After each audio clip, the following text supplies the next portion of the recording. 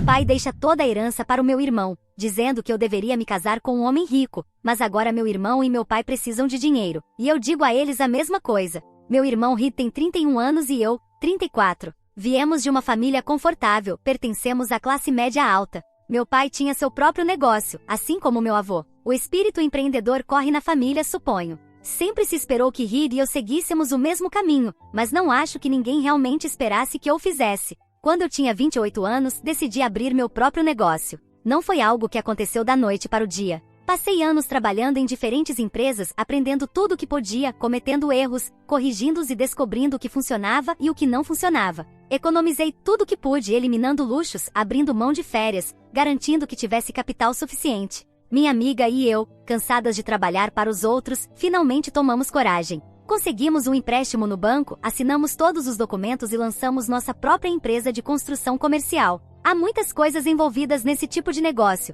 projetos, trabalhadores, licenças, orçamentos, e tudo que poderia dar errado deu errado em algum momento. Mas sobrevivemos. Estou realmente orgulhosa do que construímos. E o melhor de tudo é que fiz isso sem pedir um único centavo ao meu pai. Meu pai é um empresário à moda antiga. Ele acredita em legado, em passar as coisas para a próxima geração, em manter o nome da família forte através do dinheiro e do poder. No ano passado, ele decidiu se aposentar. Há algum tempo ele vinha falando sobre isso, dizendo que queria passar seus anos dourados em um lugar quente. Então, quando anunciou que se mudaria para a Flórida, não parecia nada estranho, até que ele revelou a verdadeira notícia. Ele me disse que deixaria toda a sua herança para o meu irmão Reed, sem dividi-la, sem me considerar. Quero dizer, claro, eu tinha o meu negócio e não estava passando dificuldades, mas esse não era o ponto. O ponto era que ele simplesmente não me considerou. Eu não era uma opção para o meu pai. Perguntei a ele por que precisava entender. E a resposta dele: você ainda tem tempo para se casar com um homem rico. Deveria fazer isso.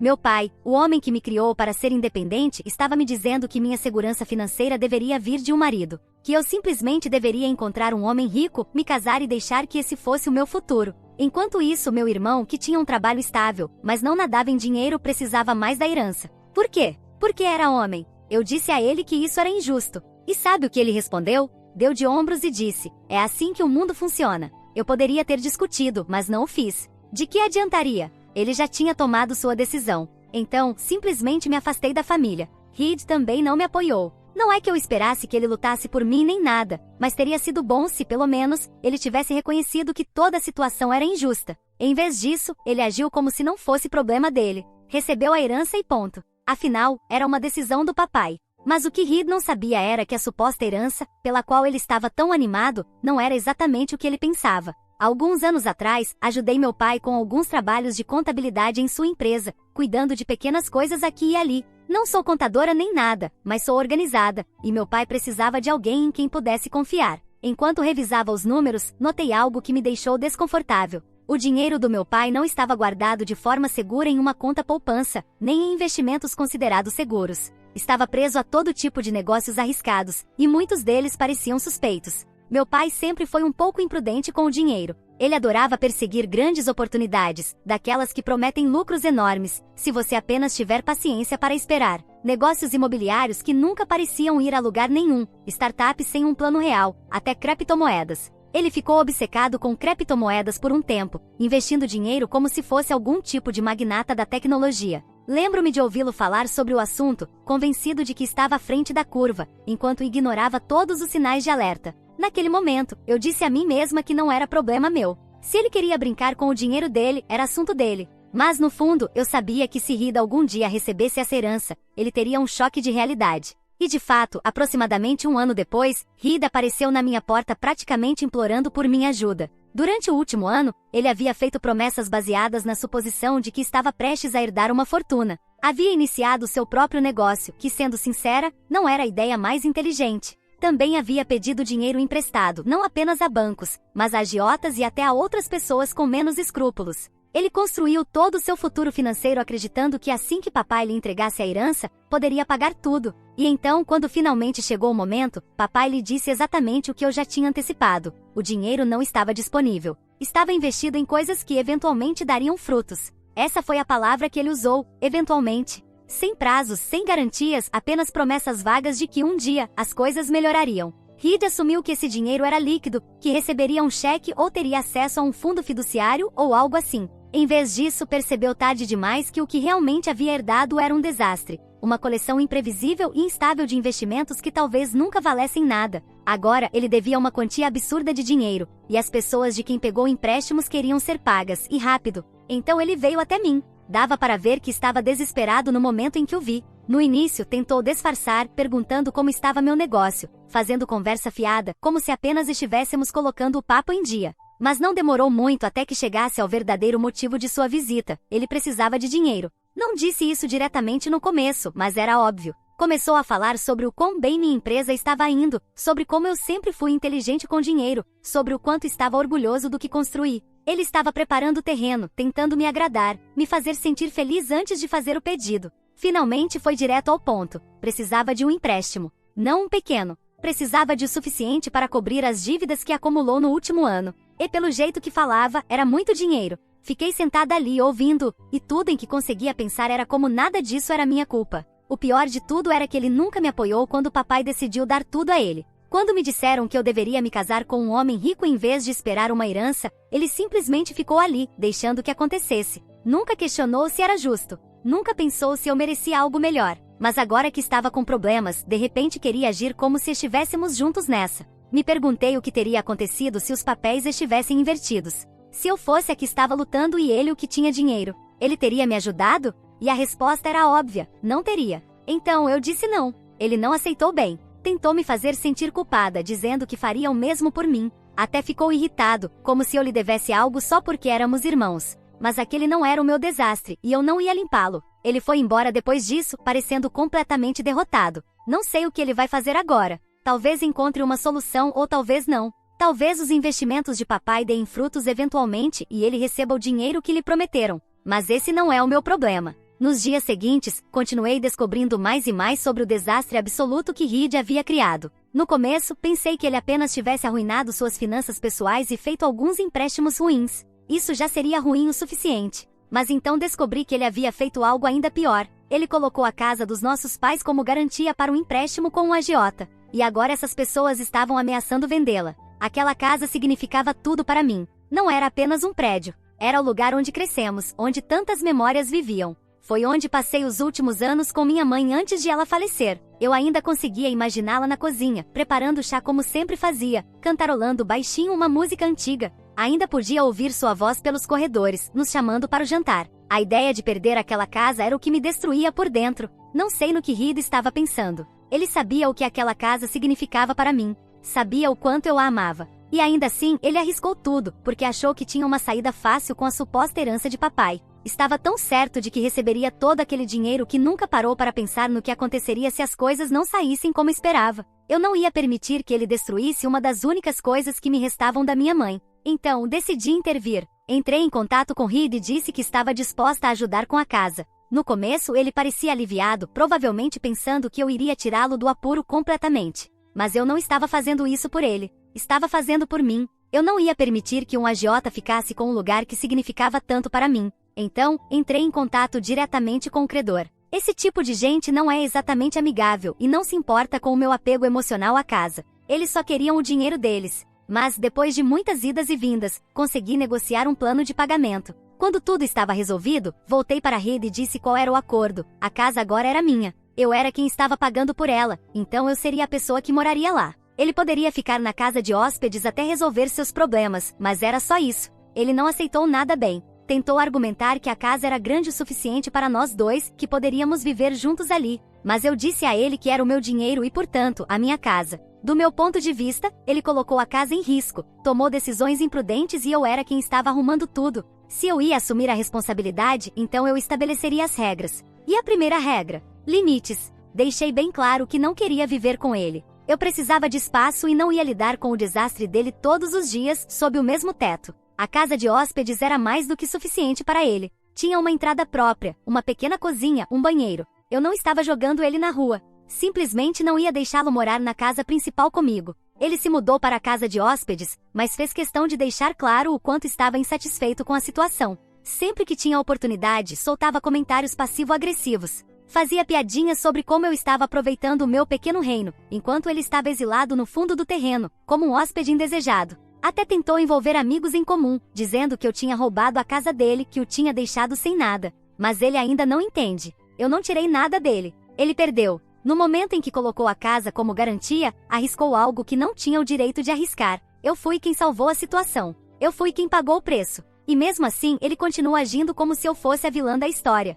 Como se eu tivesse feito algo errado. Ele se recusa a assumir a responsabilidade por qualquer coisa disso. Agora, me pego perguntando, será que sou mesmo a vilã aqui? Eu deveria ter deixado ele ficar na casa principal? Ou estou certa em finalmente impor limites? Atualização 1. Muita coisa aconteceu desde então, e honestamente as coisas com Reed não melhoraram. Se mudaram foi para pior. Nestes 2 meses estive morando na casa dos nossos pais, agora minha casa, onde investi tempo e dinheiro para deixá-la mais acolhedora. Desde que minha mãe faleceu, meu pai não deu muita atenção à casa, e isso era evidente. Mas isso incomodou Reed, porque ele não tem facilitado as coisas. Há algumas semanas, peguei ele bisbilhotando pela casa. Até hoje não faço ideia do que ele estava procurando. Era noite e eu estava no meu quarto, me preparando para dormir. Você sabe como são as rotinas noturnas das mulheres. Eu estava prestes a ir para a cama quando ouvi um barulho no andar de baixo. A princípio, pensei que talvez fosse apenas a casa rangendo, afinal, é um pouco antiga. Mas então ouvi passos. Meu coração quase saiu pela boca, achando que alguém tinha invadido para roubar. Mas quando saí do meu quarto em silêncio e olhei pelo corredor, vi Reed andando no escuro com a lanterna do celular acesa.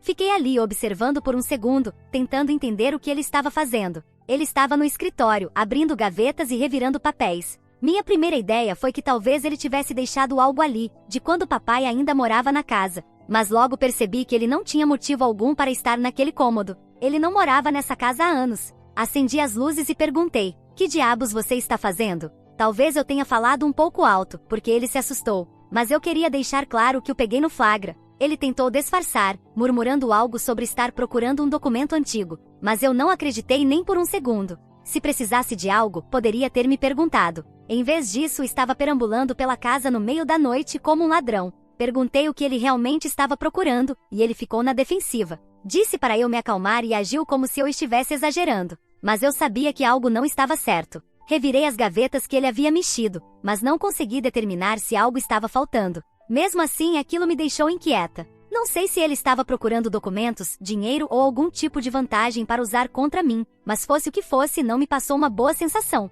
Depois disso, passei a trancar meu escritório e qualquer gaveta que tivesse documentos importantes. Mas isso não foi tudo. Como se já não fosse suficiente, papai decidiu se envolver do nada. Reed deve ter contado a versão dele da história, porque uma semana depois, papai pegou um voo da Flórida até aqui. Sim, você leu certo. Ele realmente voou para cá só para me pressionar a dar dinheiro para Reed. Ele apareceu na minha casa uma manhã, sem aviso nenhum. Abri a porta e lá estava ele, com sua mala, agindo como se fosse algum tipo de reunião familiar. Me deu um grande abraço, todo sorridente, como se não estivesse me pegando completamente de surpresa. Na hora soube que algo estava errado. Papai nunca visita assim, especialmente agora que está aposentado na Flórida, vivendo a vida que sempre sonhou. E claro, não demorou muito para ele começar a falar sobre Reed. Escute, disse ele, sentando-se à mesa da cozinha como se estivéssemos prestes a ter uma conversa séria. Reed está passando por um momento difícil. Ele só precisa de um pouco de ajuda para se reerguer. Olhei para ele, incrédula. Sério? A última vez que falamos, ele basicamente me disse que eu estava sozinha e que Reed merecia a herança.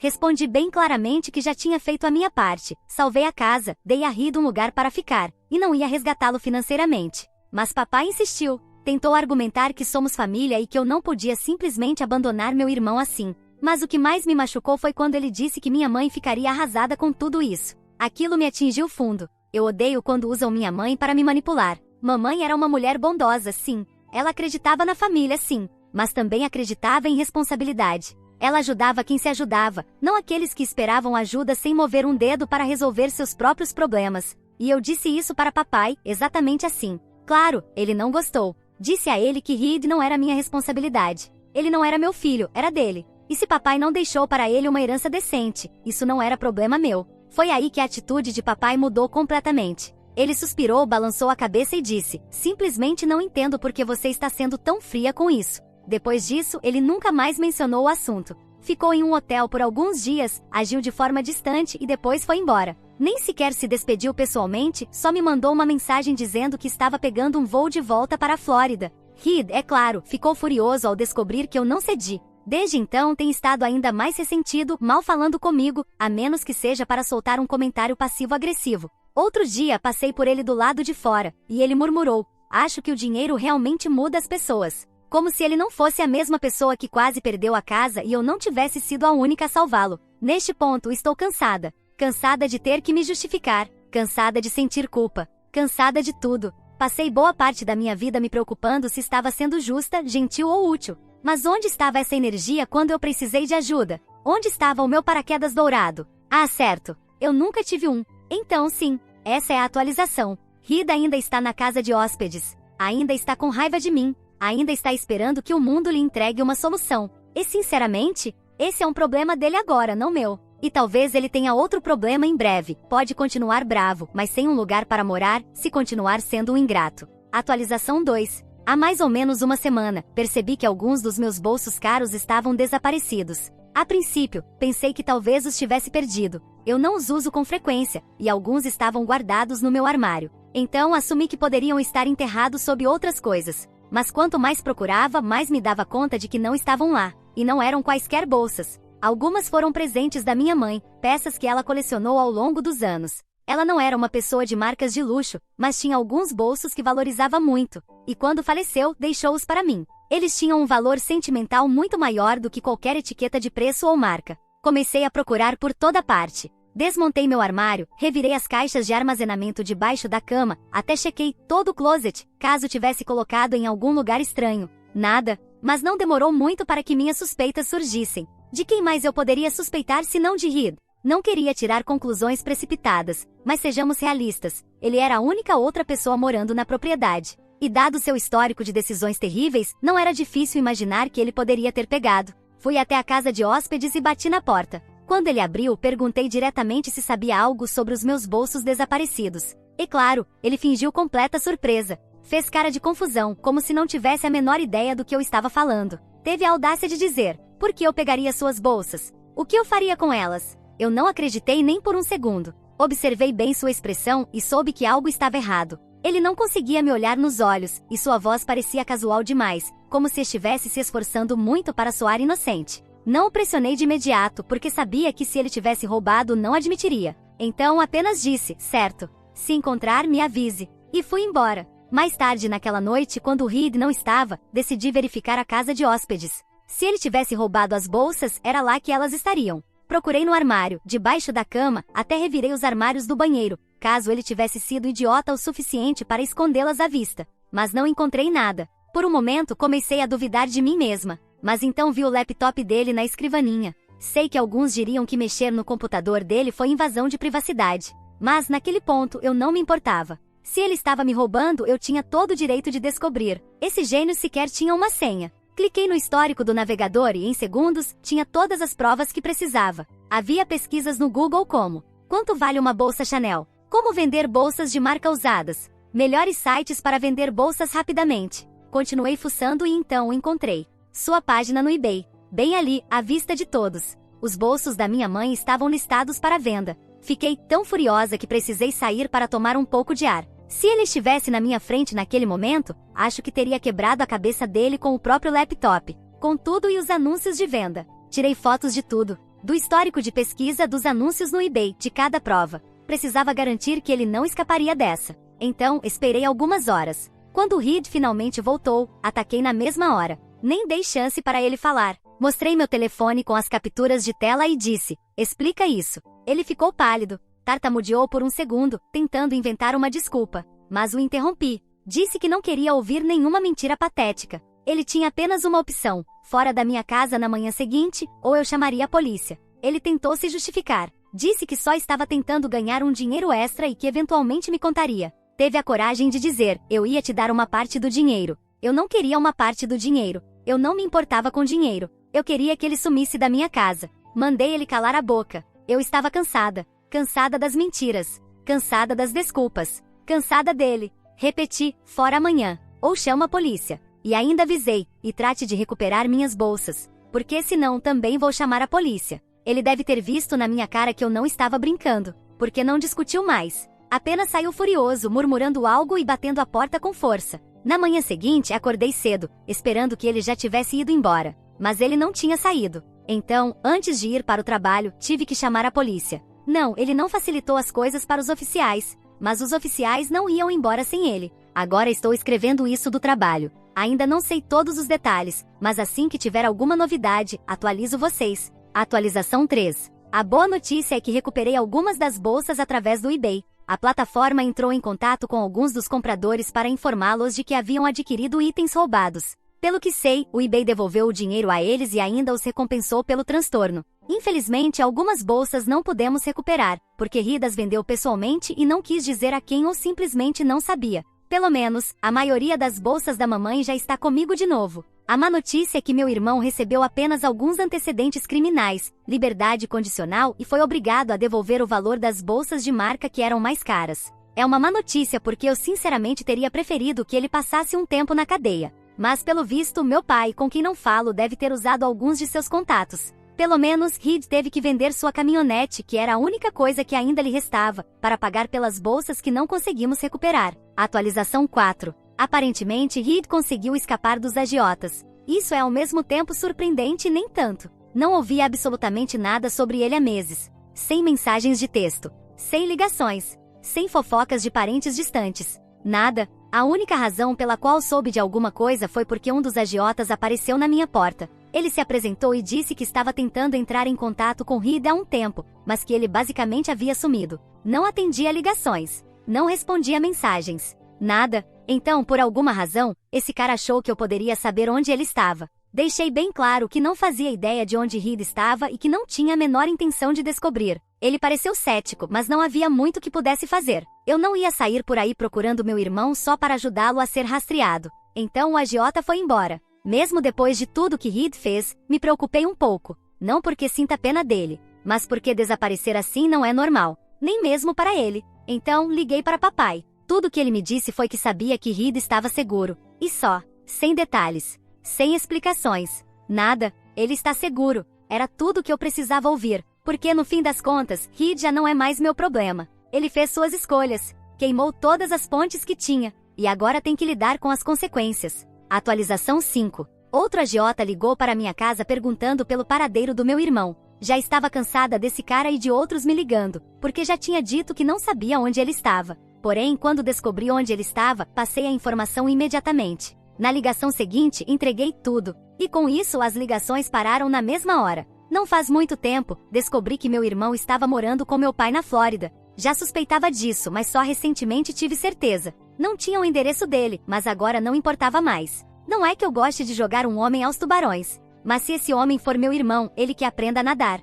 Eu não vou jogar um colete salva-vidas. Atualização 6. Faz tempo que não trago uma atualização para vocês, mas queriam saber sobre meu irmão e os agiotas. Não se preocupem. Não o encontraram nadando entre crocodilos no meio da Flórida, mas encontraram. E cobraram até o último centavo que ele devia. Ou melhor, cobraram até o último centavo que ele devia, do meu pai. Pelo que sei, meu pai teve que vender a casa que comprou para pagar as dívidas do querido filho. Agora, os dois se mudaram para outro estado, um pouco mais barato que a Flórida. No último Natal, meu pai me mandou uma mensagem de felicitações. Eu respondi por educação. Mas logo depois, ele tentou puxar conversa por mensagem. E eu sabia aonde ele queria chegar com isso. Então respondi: se estiver procurando dinheiro, você e Reed podem se casar com um rico. Não sei porquê, mas não espero receber uma mensagem do meu pai ou do meu irmão no meu aniversário este ano.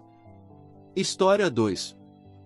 Minha família me fez de empregada enquanto minha irmã não fazia nada. Agora ela roubou o presente do meu avô para mim. Me chamo Jenna, tenho 23 anos, sou mulher e até alguns meses atrás, morava com meus pais, minha irmã Vanessa, 21 anos, e meus dois irmãos mais novos, Kevin, 16 anos e Dylan, 14 anos. Para ser bem sincera, minha situação em casa era um verdadeiro lixo, e eu ainda estou processando tudo isso. Basicamente, desde que me lembro, sou a empregada não remunerada da família. Faço de tudo, sou motorista, cozinheira, babá. Minha rotina diária era insana. Eu me arrastava para fora da cama às 5h30 da manhã para preparar o café da manhã para todo mundo. E não era só um cereal qualquer, não, meu pai esperava um café da manhã decente, com ovos e tudo mais. Depois eu preparava os almoços para todos, enquanto eles se arrumavam no ritmo deles. Às 7h15 eu já estava no meu Corolla 2003 caindo aos pedaços, que quebra pelo menos uma vez por mês, para levar Kevin ao colégio. Depois eu atravessava a cidade correndo para deixar Dylan na escola, que ficava na direção oposta. Aliás, por que facilitar as coisas, não é mesmo? Depois disso, eu tinha que acelerar até o meu trabalho no escritório de seguros, onde trabalho em período integral. E ainda tinha que sair mais cedo, às 15h30, todos os dias, para buscar os meninos nas atividades extracurriculares. Meu chefe sempre reclamava disso, mas não era como se eu tivesse escolha. Mas calma que tem mais. 3 dias por semana, eu ainda precisava ir até a casa do meu irmão mais velho, Mike, para buscar os filhos dele e cuidar deles até que ele e a esposa chegassem do trabalho por volta das 20 horas. Eu recebia algo por isso? Claro que não. Mike sempre dizia que estava sem dinheiro, mas de alguma forma, conseguia comprar um console novo a cada poucos meses. Engraçado como essas coisas funcionam, né? Depois de tudo isso, eu ainda tinha que fazer o jantar para todo mundo, limpar a cozinha, lavar roupa, ajudar meus irmãos com as tarefas da escola e, de alguma forma, encontrar tempo para tomar banho antes de desmaiar na cama para repetir tudo no dia seguinte. Enquanto isso, minha irmã Vanessa não fazia absolutamente nada. Ela é a definição de filha de ouro. Meus pais são obcecados por ela porque ela é bonita e entrou numa faculdade particular chique que eles pagam 100%. Estão sempre dizendo que Vanessa vai longe e que ela precisa focar nos estudos e nas conexões sociais. Vanessa passa a maior parte do tempo em casa tirando selfies, fazendo compras com o cartão da minha mãe ou reclamando que o jantar que eu fiz não é exatamente o que ela queria. Ela nunca fez uma única tarefa doméstica na vida. Semana passada, ela literalmente me perguntou como funcionava a máquina de lavar. Ela tem 21 anos. E meus pais incentivam tudo isso. Quando eu tento apontar o quão injusto é, minha mãe diz que Vanessa precisa se concentrar no futuro dela, que é assim que ela terá sucesso. E o meu futuro? Meu pai só diz que estou exagerando e que é isso que a família faz uns pelos outros. Engraçado como essa regra só se aplica a mim. Eu tentei conversar com ele sobre isso várias vezes. No mês passado, perguntei se Kevin e Dylan podiam começar a cuidar de algumas das próprias coisas, já que agora são adolescentes. Minha mãe agiu como se eu tivesse sugerido que eles fossem trabalhar numa mina de carvão. Disse que eles precisavam se concentrar na escola e nos esportes, que eles são apenas meninos. Apenas meninos? Eles têm 16 e 14 anos. Quando eu tinha a idade deles, já cozinhava o jantar para a família todas as noites. Mesmo quando estou doente, ninguém se mexe. No inverno passado, peguei uma gripe tão forte que mal conseguia ficar de pé, e minha mãe ainda entrou no meu quarto perguntando o que teria para o jantar. Me arrastei até a cozinha e fiz sopa enquanto estava com 39º de febre, porque ninguém mais faria isso. E não é só isso. Também ajudo a pagar as contas da casa. Todo mês, dou cerca de $400 para as despesas da família. Mas se eu compro algo legal para mim, meus pais logo soltam um nossa, deve ser bom ter dinheiro para gastar à toa. O pior é que por muito tempo, achei que isso era normal. Eu realmente acreditava que era isso que irmãs mais velhas faziam pela família. Só percebi o quão errado tudo isso era depois que comecei a conversar com minha amiga Raquel sobre a minha rotina. Raquel sempre reagia assim: espera, você faz o que pela sua família? E quando eu explicava, ela só me olhava chocada. Era como se eu estivesse descrevendo a vida em Marte ou algo assim. Demorei muito para perceber que eu não era filha ou irmã para essas pessoas. Eu era a governanta, a mão de obra gratuita que eles manipulavam para fazer o que quisessem. As coisas mudaram no mês passado, no meu aniversário de 23 anos. Sinceramente, eu não esperava muito. Meu aniversário geralmente só significa que eu posso escolher o que vou cozinhar no jantar daquela noite. Se eu tiver sorte, às vezes minha mãe compra um bolo barato no mercado, que fica dias na geladeira porque ninguém realmente se importa. Este ano, meus pais nem sequer fingiram que ligavam. Eles estavam ocupados demais planejando o estágio de verão da Vanessa em um escritório de advocacia onde um amigo de faculdade do meu pai trabalha. Durante toda a semana antes do meu aniversário, tudo que eles falavam era sobre como esse estágio abriria portas para Vanessa e que precisavam comprar roupas novas para ela parecer profissional. No dia do meu aniversário, minha mãe esqueceu completamente até por volta das 20 horas, quando soltou um sim, feliz aniversário, querida, sem nem tirar os olhos do celular. Meu pai resmungou algo sobre talvez sairmos para jantar no fim de semana, o que obviamente nunca aconteceu. Grande surpresa! Pelo menos Kevin e Dylan fizeram cartões para mim, o que foi um gesto legal da parte deles. Já Vanessa? Nem sequer mencionou meu aniversário. Estava ocupada demais postando fotos das roupas novas que meus pais compraram para ela no Instagram. Mas então, no dia seguinte ao meu aniversário, algo inacreditável aconteceu. Meu avô, o pai do meu pai, apareceu do nada. O vovô sempre foi o único que enxerga toda a hipocrisia da nossa família. Ele mora a cerca de 1 hora de distância, então não vê o que acontece no dia a dia, mas sempre que nos visita, ele me chama de lado para perguntar se estou bem. Ele entende, sabe? Ele vê como eles me tratam comparado a como tratam Vanessa e os meninos. Uma vez, ele até confrontou meus pais sobre isso no dia de ação de graças, mas eles simplesmente ignoraram, dizendo que eu gostava de cuidar da família e que eu era tão responsável. Dá vontade de vomitar. Enfim, vovô chegou na nossa casa dirigindo seu Honda Accord 2019. Nada luxuoso, mas definitivamente um carro muito bom. Ele me chamou para ir até lá fora. Achei que talvez ele tivesse trazido um cartão de aniversário ou algo assim. Mas não. Ele simplesmente me entregou as chaves do carro. Feliz aniversário, Jenna, ele disse. Eu sei o quanto você trabalha duro por essa família, dirigindo todo mundo naquele seu carro caindo aos pedaços. Meu Corolla já tinha quebrado 2 vezes este ano enquanto eu estava com as crianças dentro. Acabei de comprar uma caminhonete nova e quero que você fique com este carro, ele continuou. Já está transferido para o seu nome. Eu simplesmente comecei a chorar ali mesmo, na entrada da garagem. Ninguém nunca tinha me dado algo tão valioso antes. Algo que era só meu. Algo que não era para a família, que na verdade, só significaria mais trabalho para mim. O carro era realmente meu, no meu nome. Um carro confiável que não me deixaria encalhada na estrada cheia de crianças no banco de trás. Vovô me fez prometer que agora que eu tinha um carro decente, eu o visitaria com mais frequência. E eu jurei que faria isso. Depois que ele foi embora, eu simplesmente sentei no meu carro novo por 1 hora, ainda em choque. Quando finalmente voltei para dentro de casa, as reações da minha família foram exatamente o que eu esperava. Meu pai parecia confuso, como se não conseguisse entender por que seu próprio pai me daria um carro. Minha mãe ficou repetindo "ah, que legal" com aquela voz tensa que ela usa quando está tentando esconder que está incomodada. Kevin e Dylan acharam incrível e já estavam pedindo carona. E Vanessa? Ela mal olhou para o carro antes de revirar os olhos dramaticamente. Uau, que inovador, resmungou cruzando os braços. Nem é novo. E prateado? Sério, essa é a cor padrão de qualquer carro. Ela tamborilava as unhas no celular, fingindo que não se importava, mas eu vi seus olhos voltando para o carro várias vezes, como se ela estivesse recalculando as escolhas da vida. Por 2 dias inteiros, eu me senti nas nuvens. Pela primeira vez em muito tempo, algo bom tinha acontecido só para mim. Eu ficava inventando desculpas para dirigir. Ah, estamos sem leite? Eu vou buscar. Só para poder sair e sentir o prazer de estar no meu carro. Mas obviamente coisas boas não são permitidas na minha família. Pelo menos, não para mim. No 3º dia, voltei do trabalho e encontrei meus pais e Vanessa sentados à mesa de jantar. Eles tinham aquele olhar, aquele que significa que estavam falando de mim e que estavam prestes a despejar alguma porcaria na minha cabeça. Meu pai pigarreou com aquele tom de voz todo sério e importante e disse: Jenna, precisamos discutir a situação do carro. Juro que meu coração parou por um segundo. Que situação do carro? Minha mãe entrou na conversa, usando aquela voz doce falsa que sempre significa encrenca. Bem, querida, nós estivemos pensando, Vanessa realmente precisa de um carro confiável para a faculdade. Ela tem que manter uma certa imagem, sabe? Para fazer networking. Não faz sentido você ter o carro mais novo, sendo que só dirige pela cidade fazendo tarefas e levando os meninos para a escola. Eu não conseguia acreditar no que estava ouvindo. Tarefas? Você quer dizer dirigir seus filhos para todo lado, pegar suas compras e cuidar dos filhos do Mike de graça? Vanessa revirou os olhos de novo, como sempre fazia. Meu Deus, como você é egoísta. Eu preciso fazer conexões na faculdade.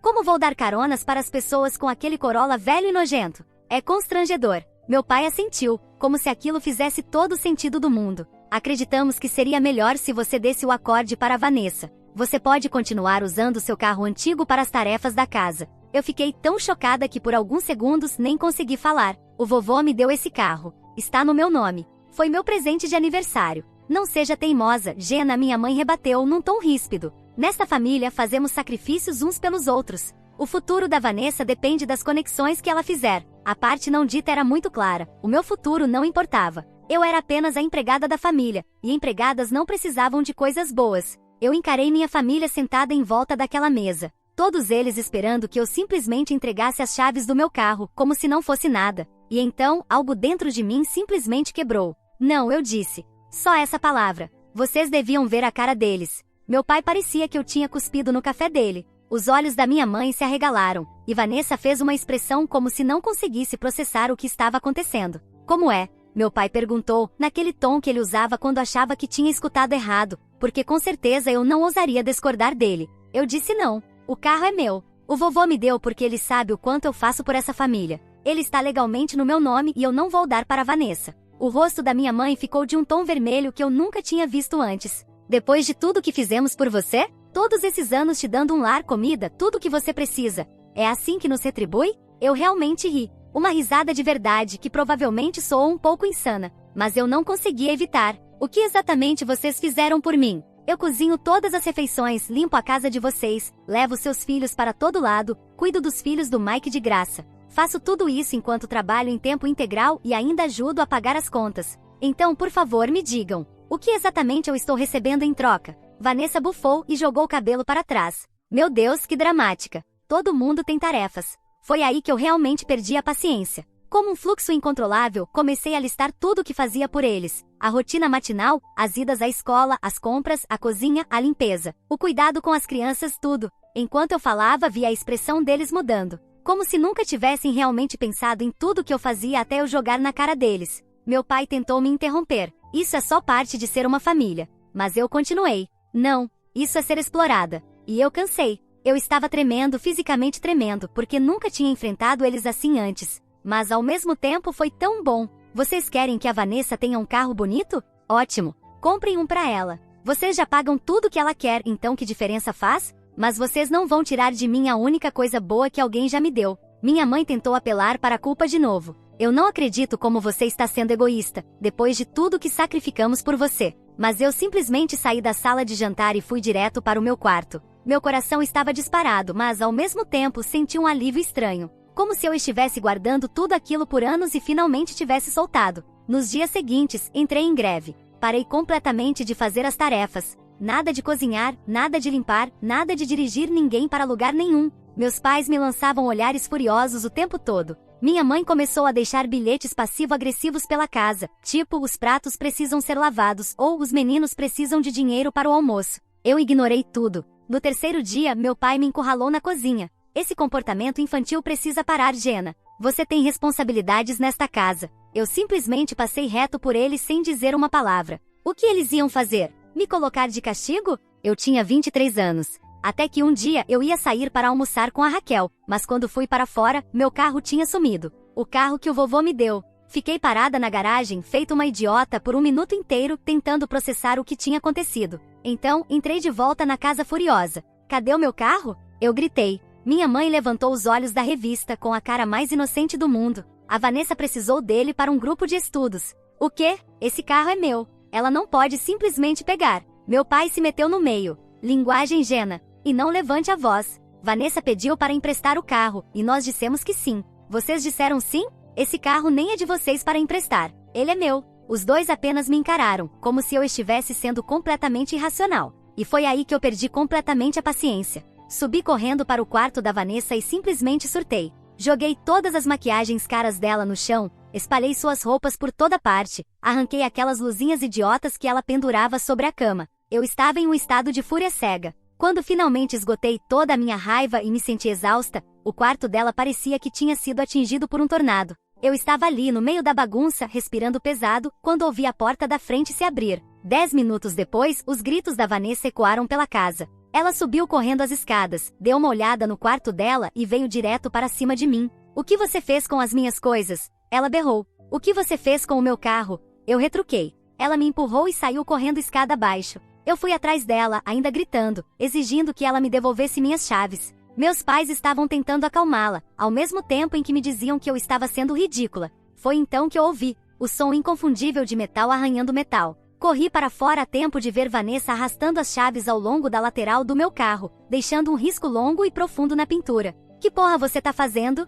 Gritei, correndo até ela. Ela se virou de repente, lágrimas escorrendo pelo rosto. Se você pode destruir minhas coisas, eu posso destruir as suas. Eu me lancei para cima dela, mas meu pai se enfiou no meio, segurando meus braços. Chega, ele rugiu. Jenna, entra agora. Ela riscou meu carro. O meu carro. A única coisa que realmente é minha. Minha mãe estava puxando Vanessa para longe, enquanto meu pai ainda me segurava. Isso é o que acontece quando você age como uma criança, ele cuspiu. Você começou isso ao destruir o quarto dela. Como isso é culpa minha? Ela começou. Calha a boca, meu pai gritou, o rosto a poucos centímetros do meu. Você não grita com seus pais. Você não destrói as coisas da sua irmã. E você não decide quem usa o que nesta casa. Me soltei do aperto dele. Aquele carro está legalmente no meu nome. Se ela pegar de novo, eu chamo a polícia. O rosto do meu pai ficou pálido. Você faria isso com a sua própria família? Vocês não estão me tratando como família, eu disse, minha voz subitamente calma. Vocês estão me tratando como propriedade.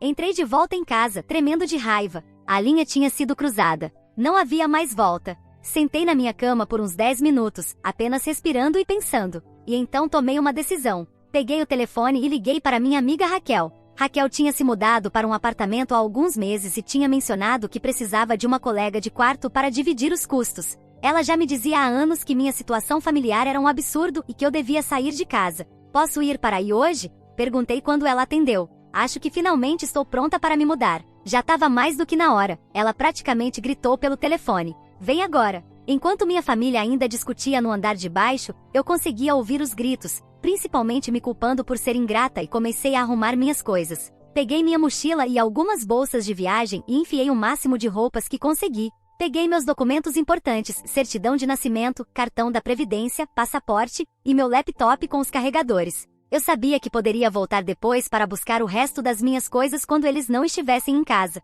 Mas eu nem tinha tanto assim. A maior parte do meu dinheiro, ao longo dos anos, tinha sido gasto nas despesas da família, em vez de em coisas para mim mesma. Quando desci as escadas com minhas malas, minha mãe apareceu no final, bloqueando minha passagem. Onde você pensa que vai? Não terminamos essa conversa. Eu terminei essa conversa, respondi. Vou ficar com a Raquel por um tempo. O olhar dela mudou de raiva para pânico num piscar de olhos. Você não pode simplesmente ir embora assim. E o jantar? Quem vai buscar os meninos do treino amanhã? Quem vai cuidar dos filhos do Mike na quarta-feira? E foi aí que eu tive certeza absoluta de que estava tomando a decisão certa. Ela não estava preocupada comigo indo embora. Ela estava preocupada com todo o trabalho que eu fazia. Não é mais problema meu, eu disse, empurrando-a de lado e saindo pela porta. Joguei minhas malas no meu carro, aquele que o vovô me deu, e dirigi até o apartamento da Raquel. Eu tremia, chorava e ria ao mesmo tempo. Eu estava apavorada, mas também me sentia livre. Era como se, de repente, eu pudesse respirar de novo, depois de anos com um peso esmagador no peito.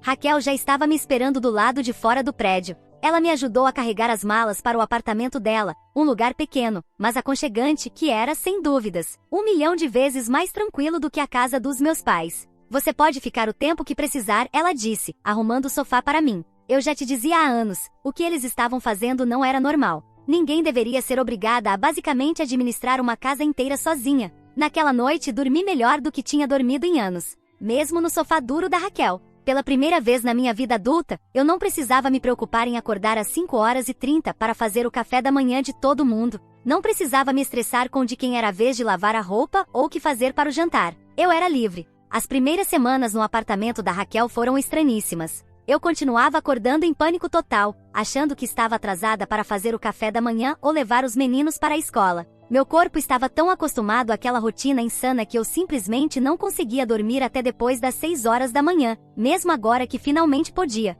Meu celular não parava de tocar, dezenas de chamadas e mensagens todo dia. No começo tentei ler todas, mas era simplesmente demais. As mesmas mensagens repetidas de diferentes membros da família. Da minha mãe, os meninos vão se atrasar para a escola de novo porque você não está aqui para levá-los. Do meu pai, esse chilique já foi longe demais. Está na hora de voltar para casa e ser responsável. Do Mike, quem vai cuidar das crianças amanhã? Você sabe que eu tenho aquela reunião. Nenhum, como você está?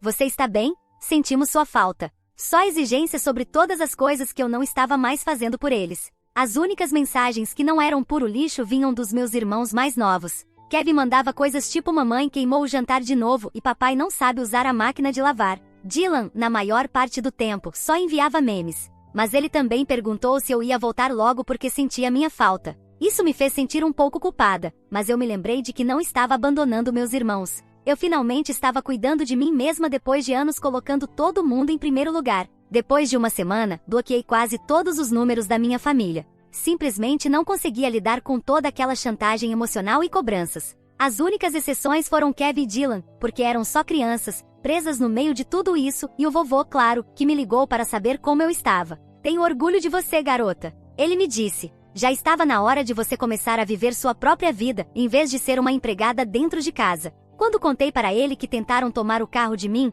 ele soltou uma sequência de palavrões que eu nem sabia que ele conhecia. Ele prometeu que viria me visitar no meu novo apartamento em breve. Enquanto isso, eu comecei a descobrir como era ter uma vida normal. Você tem ideia de como é incrível simplesmente existir sem receber cobranças o tempo todo? Acordar no sábado às 8 horas da manhã só porque você quer? Jantar cereal porque você pode, já que está cozinhando só para si mesma? Comecei a sair com meus colegas de trabalho depois do expediente em vez de correr para casa. Fui ao cinema numa noite de terça-feira porque sim.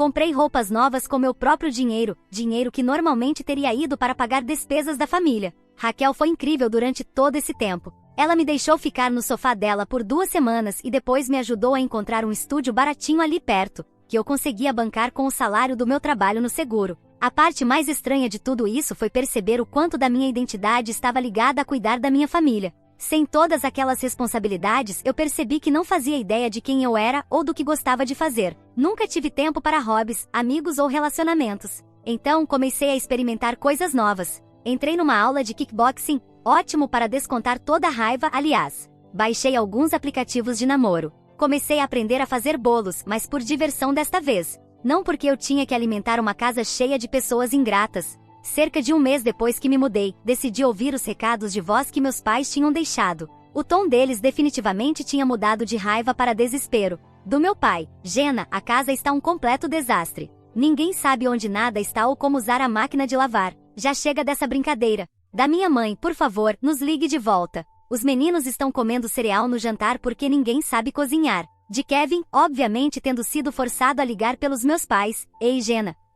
Mamãe mandou eu te ligar. As coisas estão meio ruins por aqui. Papai encolheu todas as camisas de trabalho dele, e mamãe queimou o macarrão. Tipo, realmente colocou fogo nele. Por favor, me liga de volta, eu acho. Não vou mentir. Ver ele sofrendo sem mim? Chelsea Kiss. Depois de anos sendo tratada como se eu não importasse, era hilário ver ele se debatendo sem mim. Os únicos que me davam um pouco de pena eram meus irmãos mais novos. Não era culpa deles que nossos pais os criaram completamente incapazes de se virar sozinhos. Mandei uma mensagem para Kevin: não vou voltar, mas se quiser, posso te mandar umas receitas fáceis para você aprender a cozinhar. Ele realmente respondeu sim, então eu simplifiquei ao máximo. Ensinei ele a fazer macarrão, tacos, ovos mexidos. Sobrevivência básica. Vanessa? Silêncio total por 6 semanas. Até que, bem na hora certa, ela quebrou. Estava voltando do trabalho numa terça-feira quando meu telefone tocou com um número que eu não reconhecia. Normalmente eu ignoraria, achando que era spam, mas por algum motivo atendi. Alô? Jenna, é a Vanessa. Eu quase desliguei na hora. Meu dedo ficou ali, pairando sobre o botão de encerrar chamada. Mas alguma coisa na voz dela me fez parar. Ela soava diferente. Nada daquele tom snob e convencido de sempre. O que você quer, Vanessa? Tentei soar fria, mas para ser sincera, estava curiosa. 6 semanas de silêncio total e agora isso? Podemos nos encontrar em algum lugar, por favor? Eu preciso falar com você. Parte de mim queria rir e desligar. Depois de tudo que ela me fez passar, depois de tentar roubar meu carro, agora ela queria um favor? Clássica Vanessa. Mas eu queria ver o que estava acontecendo com ela. Então concordei em encontrá-la numa cafeteria perto do meu apartamento. Achei melhor um lugar público do que dar a ela meu novo endereço. Cheguei cedo e peguei uma mesa no canto, de onde podia ver a porta. Quando Vanessa entrou, eu juro que quase não a reconheci. O cabelo dela, que sempre estava perfeito, agora estava preso em um rabo de cavalo todo bagunçado, com as raízes oleosas aparecendo. Sem maquiagem, olheiras profundas debaixo dos olhos, como se não dormisse há dias. Ela estava vestindo moletom e calça de agasalho, em vez das roupas da moda que sempre usava. Desabou na cadeira à minha frente, sem nem se preocupar em pegar um café primeiro. O que aconteceu com você? Perguntei, sem esconder o sorrisinho no rosto. A princesa dourada parecia um completo desastre. Ela ficou encarando a mesa por 1 minuto, até finalmente levantar os olhos para mim. Tudo está desmoronando, disse ela, a voz vacilando um pouco. Tudo. E então, as palavras começaram a sair feito vômito verbal. Sem eu estar lá para manter tudo funcionando, a família basicamente implodiu. Meus pais esperavam que Vanessa assumisse todas as minhas funções: cozinhar, limpar, levar os meninos para todo lado. Disseram que era a vez dela de ajudar a família. E adivinha só? Vanessa não fazia a menor ideia de como fazer nada disso. Ela nunca tinha cozinhado nada mais complicado do que macarrão instantâneo de micro-ondas. Continuava errando na lavanderia, transformando roupas brancas em rosas e encolhendo as camisas caras do meu pai. Estava sempre atrasada para buscar os meninos, porque não sabia os horários deles nem quanto tempo levava para chegar nos lugares. Queimei o jantar 3 noites seguidas, admitiu, olhando para a mesa. O alarme de incêndio ficava disparando. Papai ficou tão bravo que socou a parede. E além de tudo isso, os professores dela não aceitavam responsabilidades familiares como desculpa para faltar prazos ou chegar atrasada. As notas dela despencaram. Ela perdeu a bolsa de estudos. O estágio chique que ia começar no verão? Simplesmente sumiu quando o GPA dela caiu. Tudo está desmoronando, repetiu, olhando para o nada. Eu não fazia ideia do quanto você realmente fazia. Não sabia o quão difícil era. Cruzei os braços e fiquei apenas ouvindo. A cada palavra que ela dizia, eu sentia uma onda de satisfação pura. Isso era karma em sua forma mais perfeita. Eu não consigo mais morar lá, disse ela finalmente. Mamãe e papai estão furiosos com minhas notas e com a bolsa de estudos. Ficam dizendo que sou uma decepção. Eles me fazem fazer todas as tarefas como castigo, mas eu ainda preciso estudar e tentar melhorar minhas notas, e eu simplesmente não consigo dar conta de tudo. A ironia disso tudo era inacreditável.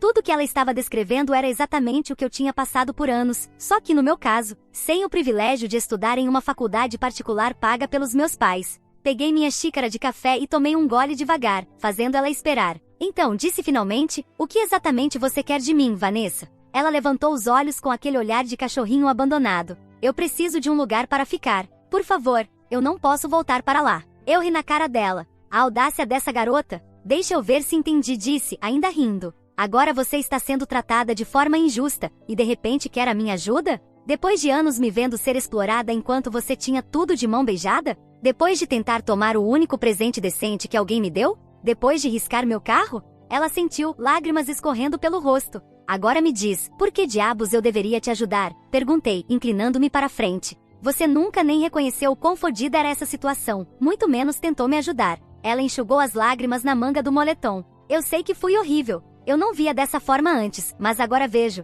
Eles te tratavam como uma empregada, e eu simplesmente deixava acontecer porque era mais fácil para mim. Alguma vez você tentou me defender? Perguntei, minha voz gelada.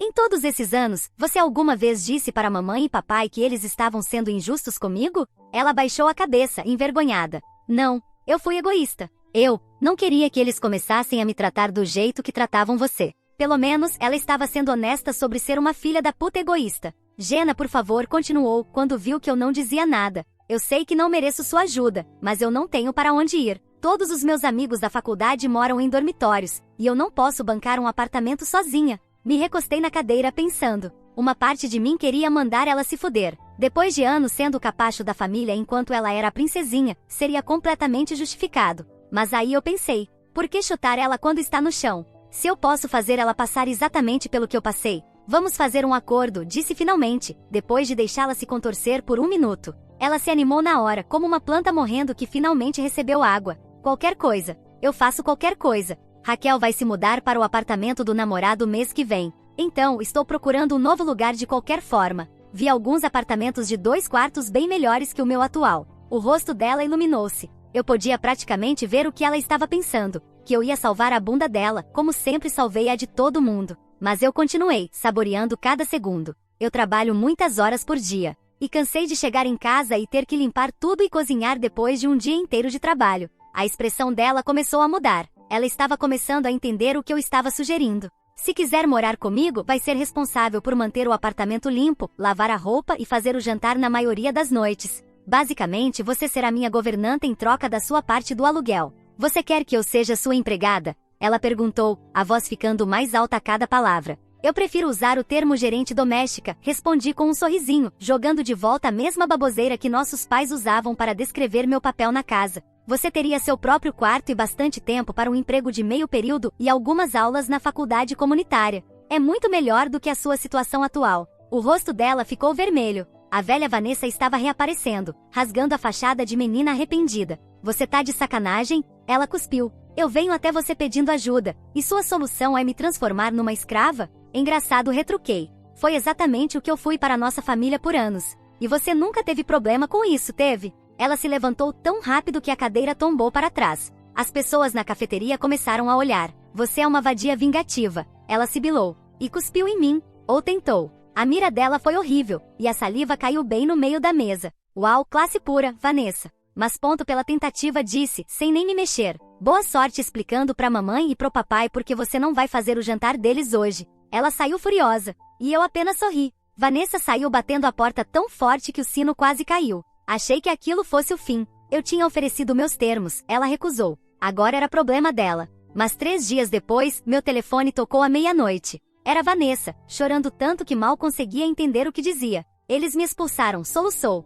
Papai disse que eu não sou bem-vinda de volta até aprender um pouco de responsabilidade. E o que você quer que eu faça a respeito? Perguntei friamente. Eu aceito seu acordo, ela sussurrou, parecendo completamente derrotada. Vou ser sua gerente doméstica. 2 dias depois, Vanessa se mudou para o meu novo apartamento de 2 quartos. Fiz questão de ela assinar um contrato formal, detalhando suas responsabilidades e o que ela receberia em troca. Tudo por escrito, com firma reconhecida. Quando meus pais descobriram nosso acordo, piraram completamente. Meu pai me ligou, gritando sobre como eu estava corrompendo Vanessa e destruindo a família. Minha mãe apareceu no meu trabalho, chorando sobre o quão egoísta eu estava sendo. Você está se aproveitando dela. Ela soluçava no meio do saguão do meu escritório. Igualzinho vocês se aproveitaram de mim por anos, respondi, autossuficiente para todo mundo ouvir. Engraçado como só virou um problema agora que a princesinha dourada estava sendo tratada do mesmo jeito que eu fui tratada. Os seguranças tiveram que escoltá-la para fora quando ela não parava de fazer escândalo. Depois foi a vez do Mike, furioso porque não tinha mais ninguém para cuidar dos filhos dele de graça.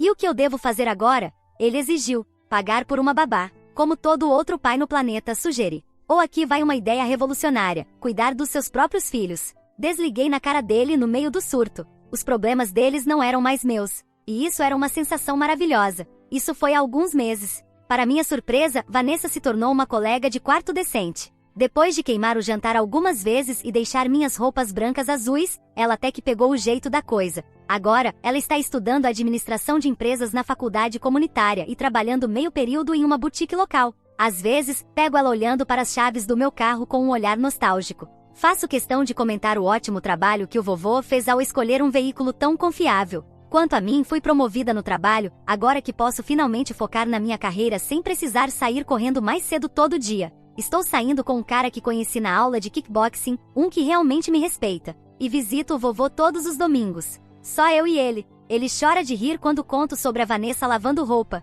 Meus pais ainda tentam ligar. Às vezes, deixo cair na caixa postal. Kevin me manda mensagens com atualizações da escola. Dylan me envia memes. Sinto falta deles. Mas não sinto falta do resto. A família queria um capacho. Eles ganharam uma porta batida na cara. Edith, puta merda, isso explodiu. Para quem está perguntando, não, eu não me sinto mal pelo acordo com a Vanessa. Ela está aprendendo habilidades valiosas para a vida e finalmente contribuindo, em vez de só pegar. Os arranhões no meu Honda ainda estão lá. Deixei como lembrete do motivo pelo qual fui embora. E sim, fiz meu irmão pagar uma babá de verdade quando ele apareceu sem avisar com os filhos no mês passado. A cara que ele fez. Inesquecível.